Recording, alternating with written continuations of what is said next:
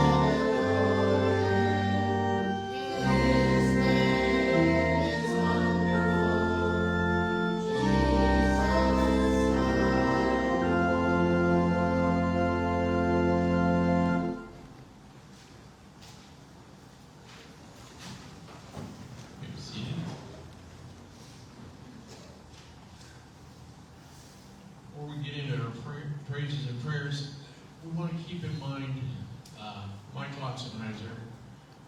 Tomorrow he is scheduled for a pacemaker. So I know Mike is a little bit nervous about this. Well, he was scheduled for Thursday. Yeah, he was scheduled for last week, but he had blood pressure problems, and then the doctors got too busy and couldn't get him in on Friday, so it is now on Monday. So let's pray for Mike and make sure that he knows we're praying for him, that he feels those prayers. Also, I want to mention Randall Allen, who, as you know, is overseas serving in the Navy.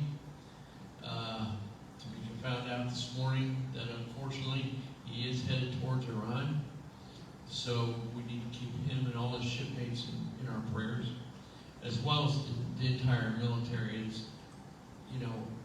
War is a terrible thing. Sometimes it happens and we can't control that, but we can pray for the men and women who are involved. Also, I want to mention, Charlene mentioned it in Sunday school this morning. A couple young ladies who are in trouble, and we need to pray for their salvation. Not so much their heart salvation, but for salvation for the trouble that they're in. I'm not going to go into details, but we're going to keep Deb and Heaven in our prayers for that. Charlene, what else? I need to add David to that list. Who? David, because he's in the service also. Okay. Okay. They have not deployed him yet, but just keep him lifted up in prayers. Thank you. Any other praises, prayers we need? Ted, I got a praise. Yes. Am I coming through all right? There we go. My son Josh is married to a young lady from the Philippines, and her sister is over here in the States too. And there seem to always be problems with the green card. And they have a visa and getting the green card. And so he's been praying for the sister to be able to stay in the States with her husband and daughter. And they were being told, you have to go home. You didn't get it in by the time. Sorry about your luck. Which wasn't what they wanted to hear. Long story short, somehow the paperwork got backdated by somebody in the government. I don't think it was somebody in the government that backdated it. And she's going, and to boot, she works for a company in Boston, the sister. And in order to get this approved, it was going to take a lot of legal work. $12,000 was going to be the legal bill. The CEO of the company said, pay it.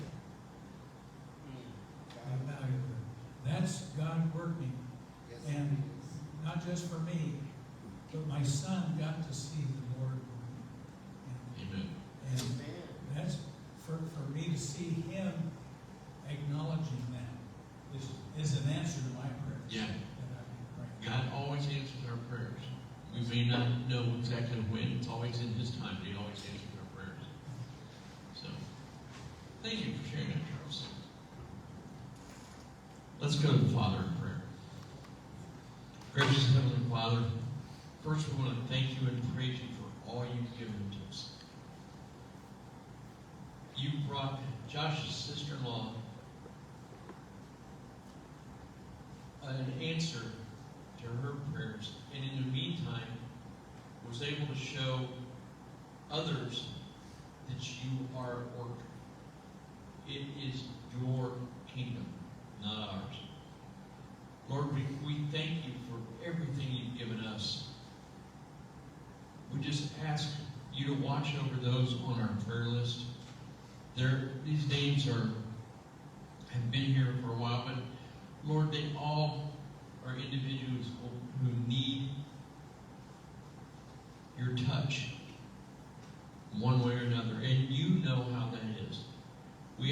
be with Mike as he goes into surgery tomorrow, and that he heals quickly and can get back here and join us again. We ask you to be with Randall and his shipmates and all the sailors and soldiers who are involved. Lord, keep them safe, that their work is done soon. We ask you, Lord, to be with these two young girls who are in a desperate situation. You know what their story is. You know their whole story. And Lord, we just ask you to bring them to comfort and bring them around and to safety.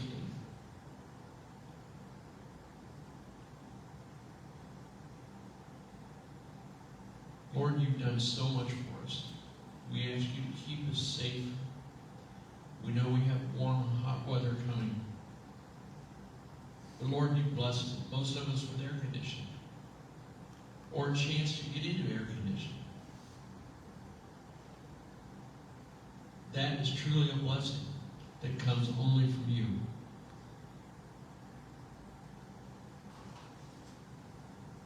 So Lord, please be with each and every one of us.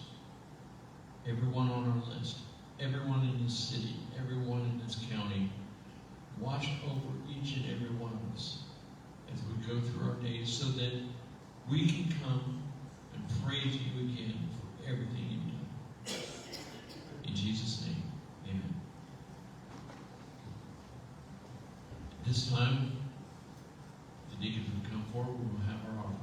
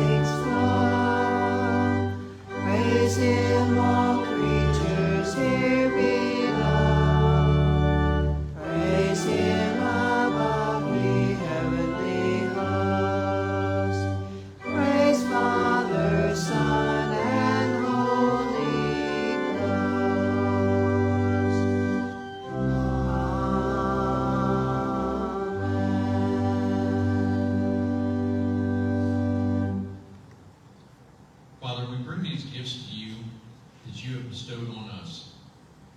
In some way, we need to give back to you what little we have. Use it to further your kingdom, to show your grace upon the world through these gifts. In the name of the one who taught us to pray, our Father, who art in heaven, hallowed be thy name. Thy kingdom come, thy will be done, on earth as it is in heaven. Give us this day our daily bread, and forgive us our debts, as we forgive our debtors. And lead us not into temptation, but deliver us from evil. For thine is the kingdom, and the power, and the glory forever. Obviously, since Mike is in the hospital this week, we will not have any special music, but we'll move right ahead.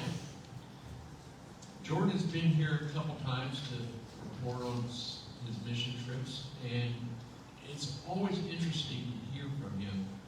I think today's going to be a little different. We're not actually talking about a specific trip today, are we? But you know what? God has been working in this young man's life like you wouldn't believe, and he'll be the first one to tell you he doesn't believe it's happening, but he's glad it is. So, Jordan, at this time, go forward.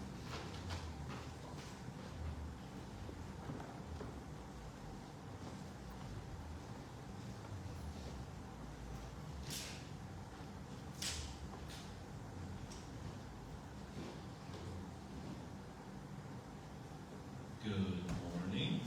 I'm going to put my glasses on or else I won't be able to read anything. I don't need yours this time, Pat. I know you offered last time, but all right.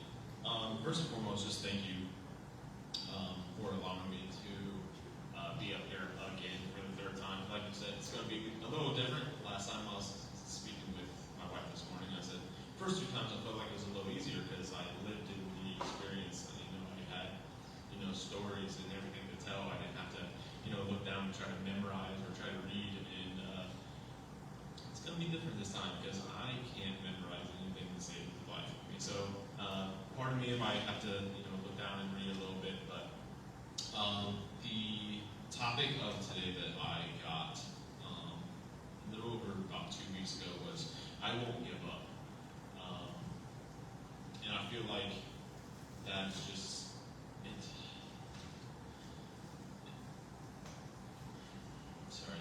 I feel like there's just a big difference between giving up and quitting, because you can or failure, I should say, because giving up or quitting something or anything like that's kind of inevitable. But as long as you don't really truly give way to what you're trying to accomplish or what you're trying to do, then you can keep pushing forward and gain that momentum back. But I want to give that passage, I won't give up right up front, just because I'm probably going to be saying it a lot today. I didn't necessarily pick that phrase because it sounds nice, on a screen or on a church program or, out loud. I picked it because somebody, other than just me, but in this room or elsewhere could be tired. Someone in this room is fighting something, a marriage, a habit, a diagnosis, a bank account, a grief, a version of themselves that they don't really recognize anymore. And they have quickly and quietly, maybe privately, maybe even this morning in their car on the way here, thought about just stopping, just giving up on whatever it is that they're fighting, whatever it is that is, holding them back. Not dramatically, not with a bang, just quietly, just sitting it down, quitting on the marriage, quitting on the dream, quitting on the recovery, quitting on church, quitting on God, quitting on themselves. If that's you, I'm not here to shame. We're not here to judge. None of us are here to judge anybody. I'm here to tell you that the urge to quit is not new. It's not unique to you, and it's not the end of your story. I have a story of my own about that exact edge, and I'm going to tell you about it today because it's the reason I can stand up here, literally at all. The anchor verse that came to me was Galatians 6:9, and this is the NLT version. It is, so let's not get tired of doing what is good. At just the right time, we will reap a harvest of blessing if we don't give up. So as long as we don't give away to what the devil may have for us, or give away what people might tell us to do, because we will reap the harvest. Because it's not people that we should be listening to, because literally this morning. I don't know who quoted it, but it said, "Men give advice, God gives guidance." And I think that I've just been stewing on that, for an hour now, because we look to fellow men a lot for not just advice, but for guidance. But I feel like sometimes we give up on letting God actually give us our true guidance, because we might feel like He's not doing exactly what we want to do or where we want to go. But we'll listen to a neighbor, a friend, or a family member, and sometimes that can lead to more turmoil for us and our situations that we have going on. That's whole sermon. Just kidding. Everything today is just going to depict the not giving up in around Galatians 6:9, but there will be a lot more in between it. A couple different topics. This very first one is the enemy wants you down, and it's not settled, and he's not settled about it. Before we talk about why you keep going, I want to be honest and about why it feels so hard to keep going. Because if you don't understand the strategy being used against you, you'll think the exhaustion is just you. It's not just you. It's the forces working against you. In 1 Peter 5:8, the ESV, be sober-minded, be watchful. Your adversary, the devil, prowls around like a roaring lion, seeking someone to devour. Notice the word seeking. Not random, not passive. The enemy is actively looking for the person who's already tired, already discouraged, already a little isolated, because that's who's easier to take down. A lion doesn't chase the strong animal in the middle of the herd. It looks for the lagging behind, the separated, the frail, weak. So if you felt like extra discouraged lately, extra tired, extra ready to quit something you used to fight for, I want you to hear me that that's not just bad luck. There is a strategy in that. You're being hunted in your weak moment on purpose by something that benefits from your surrender. And what we do, and what he does, he wants, once he catches you, Jesus tells us plainly in John 10:10, the thief comes only to steal and kill and destroy. I came that they may have life and have it abundantly. So don't proceed into the giving up and the lies that it may be, the devil is telling you. Everything is going to be okay, because we are absolutely protected by the blood of Jesus Christ. Don't let it steal your joy, to kill your hope, destroy your future. That's the agenda. The enemy isn't interested in you having a slightly harder week. He's interested in you giving up entirely. That's why giving up never feels small in the moment it's happening. It feels reasonable. It feels like relief. I'm just tired. I'm just being realistic. That's the lion's voice dressed up as your own common sense. But look back at half that verse again. I came that they may have life and have it abundantly. Two forces, two agendas. One wants you destroyed, one wants you abundant. The only thing standing between you and the destruction agenda is whether you keep going long enough for that abundant life agenda to catch up to you. People in Scripture almost quit and didn't. Elijah under the tree.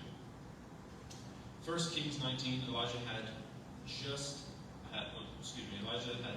the biggest spiritual victory of his life.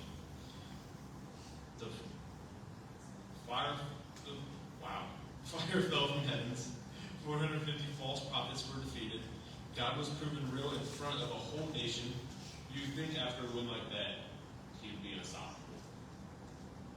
Instead, one threat from Queen Jezebel, and look what happens. Then he was afraid and arose and ran for life. And he asked that he might die, saying, it is enough. Now, O Lord, take away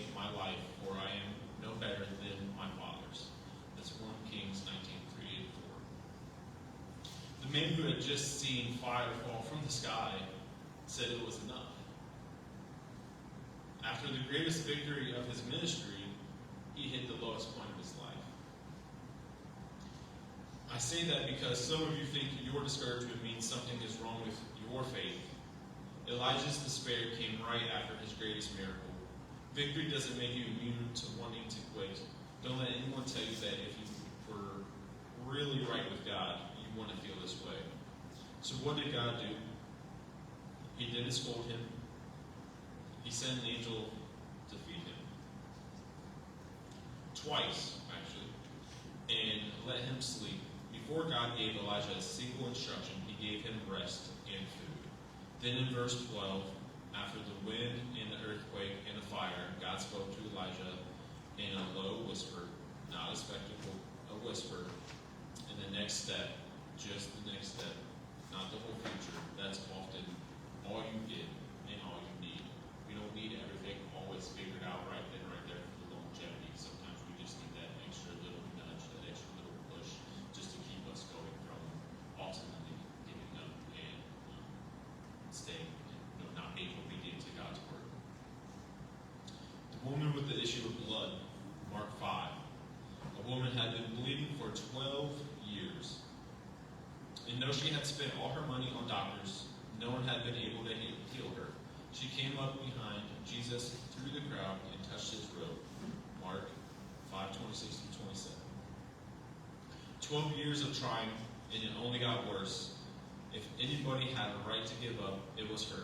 But she pushed through a crowd, weak and exhausted, because she believed one touch could do what 12 years of life couldn't do.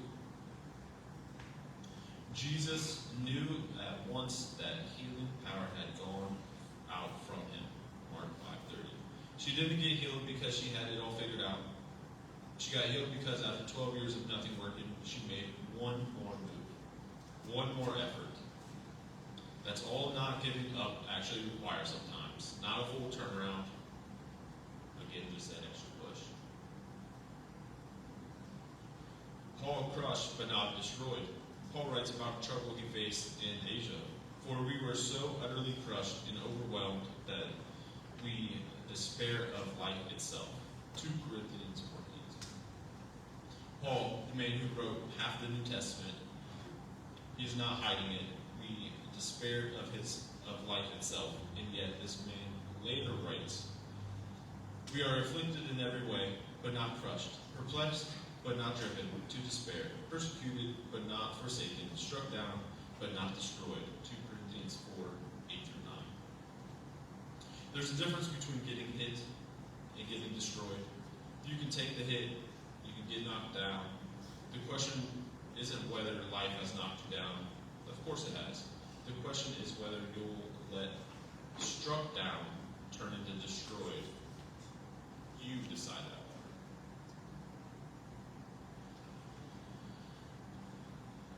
This third section is, this is my story that I was going to share. It's about the night that I almost gave up. I have notes here about it, but I feel like the notes don't really do justice for that night.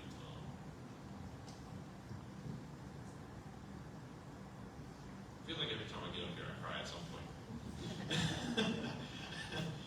three young crying up here. Batting 1,000. Should play for the Yankees.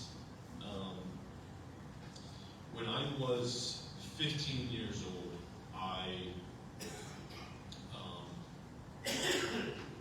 was just going through a rough patch. I grew up without my father in my life. Tried to contact him when I was like 12.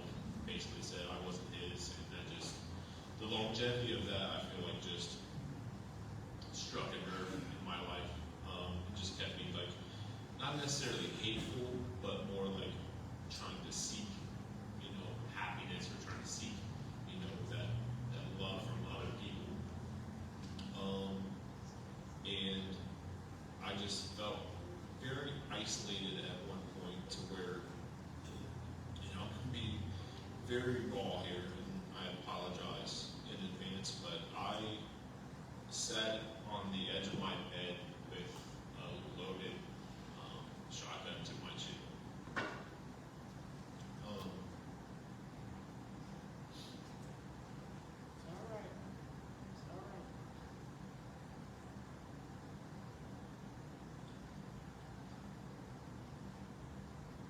Did I want to pull that trigger? Absolutely.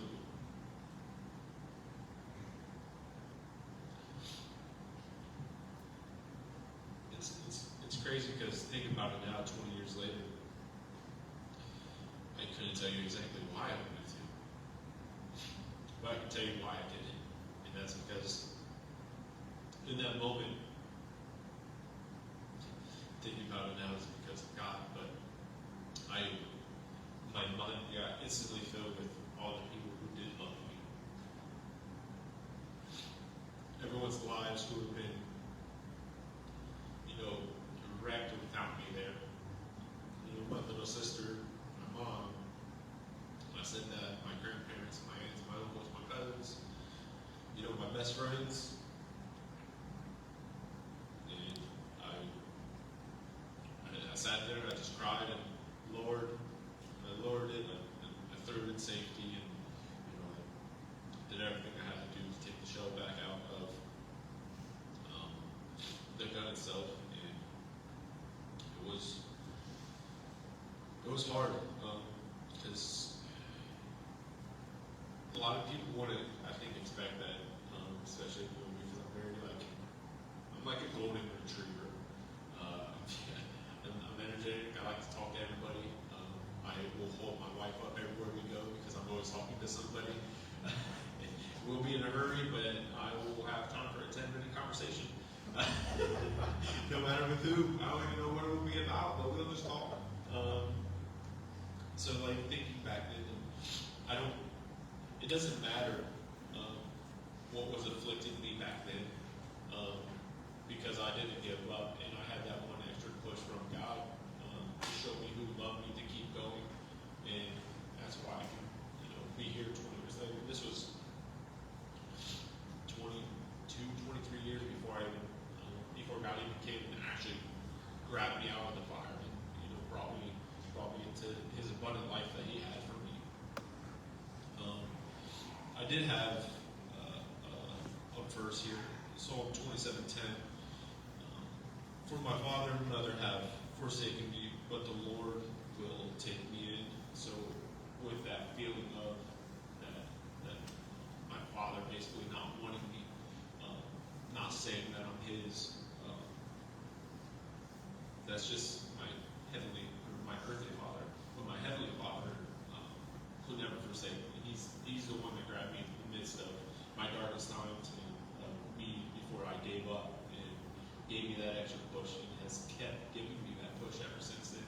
Even when I was running around and being a hooligan and not following His word, and not truly believing in Him, but it's all in His perfect timing that we come to Him. It's in His perfect timing that He leaves the 99 for us. And I'm just so very thankful He did that for me. And I just hope that He can do that for everybody. Notes. Where am I? Because I went completely off the rails there. There's been a verse that has resonated with me for a very long time. So, quick little backstory.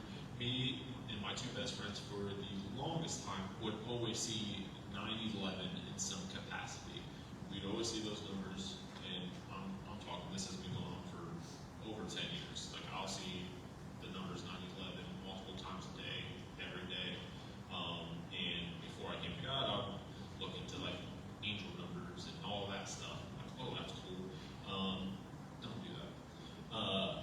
When I finally started coming to God, I was like, okay, let me see, let me look at all the verses. And Jeremiah 29:11 was the one that, flew off the pages, and that's what I see all the time.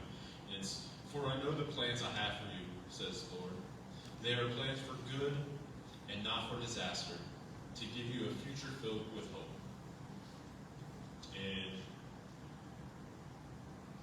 I think that hits the hardest because at one point, when I was a 15-year-old kid on my bed, I felt like I didn't have no hope. When I was an adult struggling, with whatever it could be, like finding friends, or when I was out drinking or partying or anything like that, I felt like I was chasing something that wasn't necessarily hope. I wasn't chasing, an abundant life. I was chasing quick happiness, not in abundance or, a lifetime of it.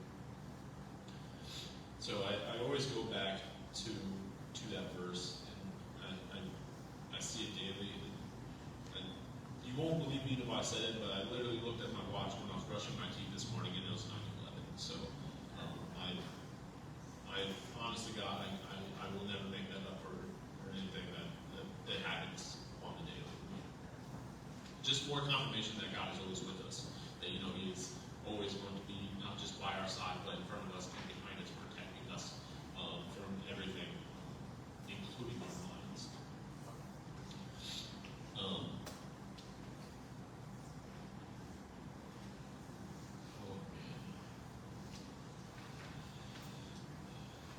I didn't know necessarily that night that there was a future filled with hope on the other side. All I knew was pain, but God knew. He already had the plan before I even picked up that gun that night. My father left when I was 3. 12 years later, I almost ended it all. It was already in motion before the wound ever happened, and it's still in motion now. And here's something I need you to write on your heart. Your past is not your identity.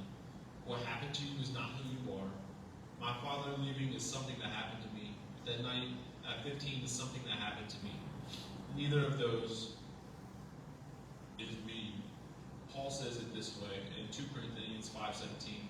Therefore, if anyone is in Christ, he is a new creation. The old has passed away. Behold, the new has come.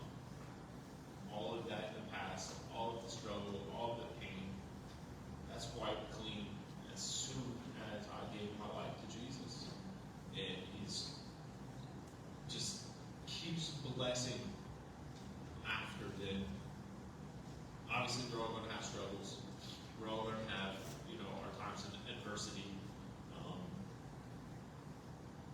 But everything that He has for us is already written. We may never know the things that He puts us through or why He puts us through it. But that's okay.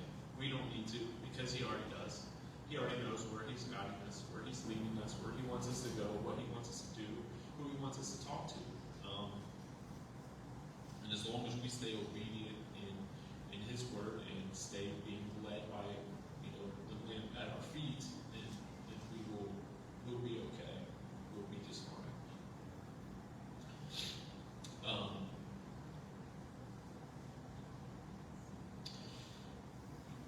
So we've seen the strategy against us. People in Scripture who almost quit and didn't, and in place of my own story. Now, on what basis do we actually keep going?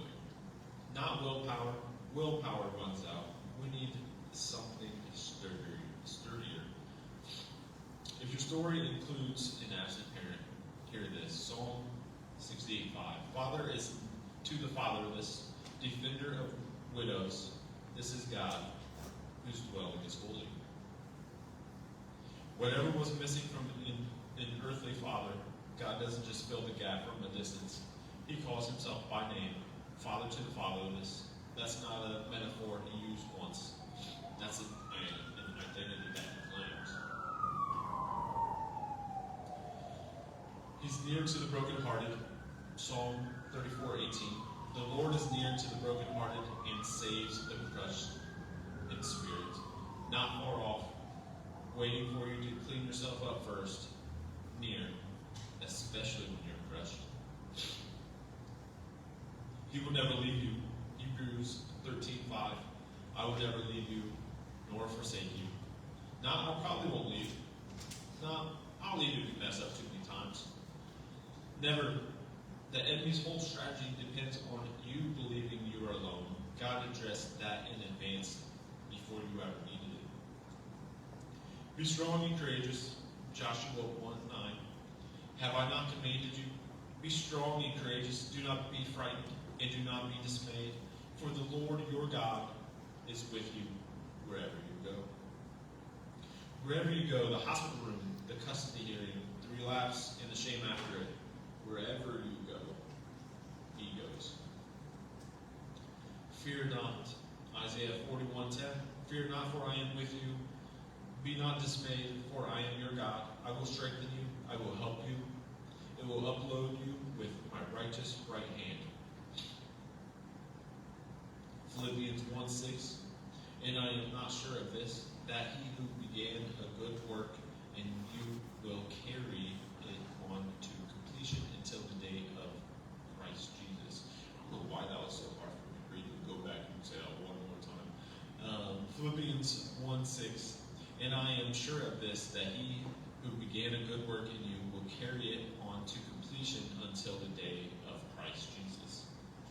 You don't have to finish what God started. He will carry it to completion. Your job is to not quit on it. Not to perfect it through your own strength. And nothing can separate us. Romans 8:38-39. For I am sure that neither death nor life, nor angels nor rulers, nor things present, nor things to come, nor powers, nor height or depth, nor anything else in all creation will be able to separate us from the love of God in Christ Jesus our Lord. Paul ran out of categories before he ran out of confidence. That's the floor you're standing on when you decide not to give up. Not your own strength, but his unbreakable commitments to us. What not giving up actually looks like. There's a couple points in this. It looks like rest before it looks like effort. God fed Elijah and let him sleep before giving him a single assignment. If you're exhausted, the most faithful thing you can do this week might be to rest, not striving harder. Preferably rest in the AC. It looks like one more step, not a complete turnaround. The woman didn't need a new plan after 12 years. She needed one more push through the crowd. What's one more step that you've been waiting on? It looks like telling someone, isolation is the lion's tool. I almost lost everything alone in a room. Tell one person this week that you're actually caring. And it's harder than caring. Tell someone, not just this week. Anytime that you're feeling heavy or lost or isolated, please reach out to somebody. Look for them to advise, but obviously look to our God for true guidance. It looks like distinguishing struck down from destroyed. When someone knocks you down this week, ask yourself honestly, is this actually over, or does it just feel like it's over? It looks like remembering whose job it is to finish the work. You're not responsible for perfecting yourself by Friday. You're responsible for staying in it.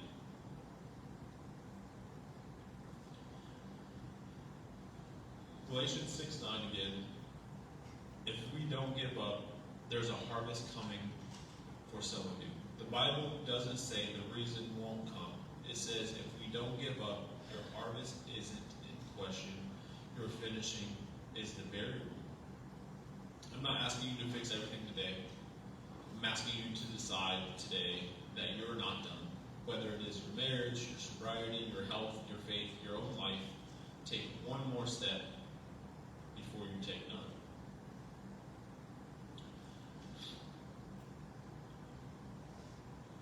won't give up because he hasn't given up on me. He hasn't given up on all of us, any of us, or any of us out there that may not know him. He's still searching for them. He's still trying to guide them. He's still leaving the 99 to find that one. And before I cry again, I'm going to close this with prayer so that we can all bow our heads. Father, you call yourself Father to the fatherless, and you said you would never leave us nor forsake us. Make that real to every person in this room today. For the one who is exhausted, give them rest like you gave Elijah. For the one who's pushing for years with no breakthrough, give them strength for one more step through the crowd. For the one who is crushed in spirit, remind them you are near. You began a good work in every person here, and we're asking you to finish what you started. We will not give up, and you will not give up on us. In Jesus' mighty name, we love and pray. Amen.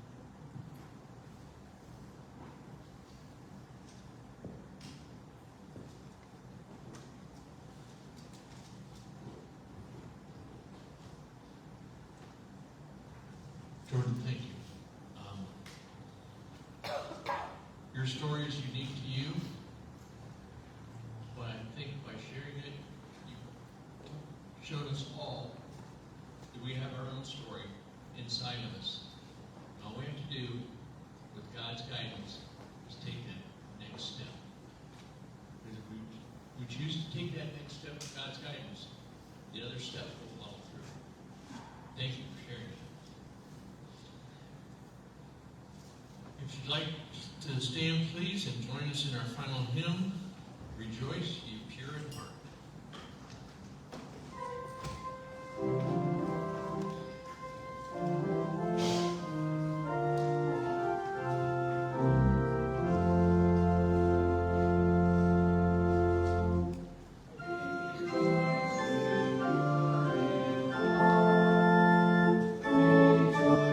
Your face, so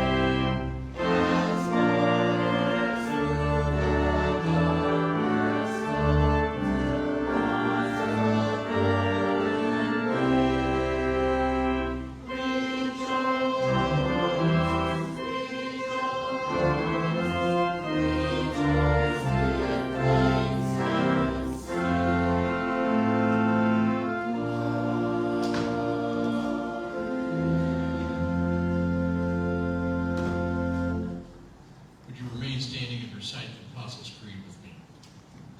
I believe in God the Father Almighty, maker of heaven and earth, and in Jesus Christ,